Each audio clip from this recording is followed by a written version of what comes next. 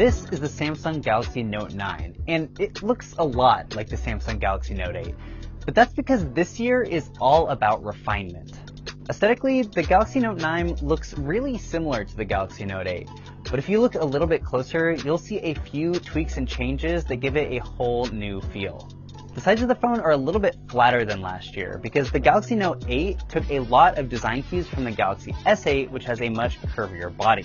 The camera visor is also a little bit more scrunched and smaller this year, and they've actually moved the fingerprint reader to right below that camera visor, so you're not going to put your finger directly on top of the camera lens. The screen is also slightly larger this year at 6.4 inches, mostly due to a slightly smaller bezel on the bottom of the device. That screen is a big, bright, and beautiful 1440p just like last year, and it'll probably look just as good as the Galaxy Note 8. The only other major aesthetic change comes with the S Pen. For some reason, Samsung decided to make the blue variant of this phone have a yellow S Pen, and while I don't really understand this move, it does look kind of cool and showcases that you have a Galaxy Note 9 instead of a Galaxy Note 8.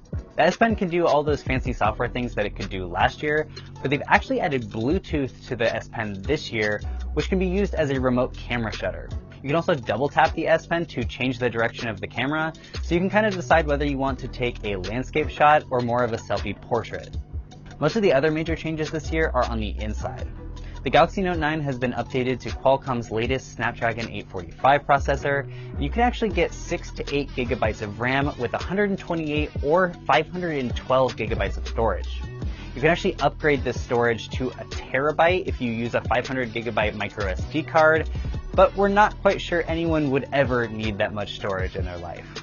The camera is pretty much exactly the same camera that was on the Galaxy S9 with a dual aperture mode to let in more light and just take better photos. They've also added an AI scene recognition mode like you might see in a phone like Huawei or LG's recent G7, so it'll help you take pictures of things like food or landscapes and kind of just tweak the color and exposure to suit what you're taking a picture of. Probably the biggest spec bump that Samsung is trying to advertise this year though is the 4000 milliamp hour battery.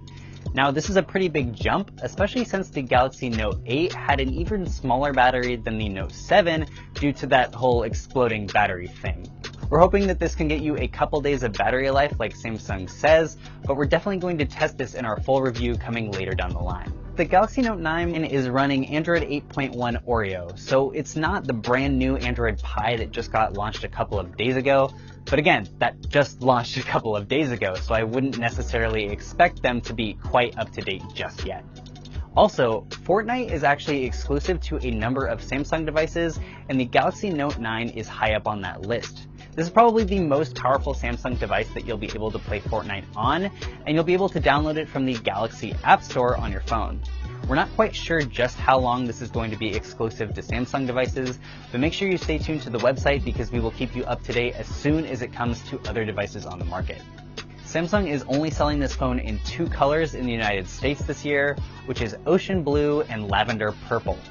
You can get the 128 gigabytes of storage and 6 gigabytes of RAM model for $999, or you can jump all the way up to the 512 gigabytes of storage and 8 gigabytes of RAM model for $1,249.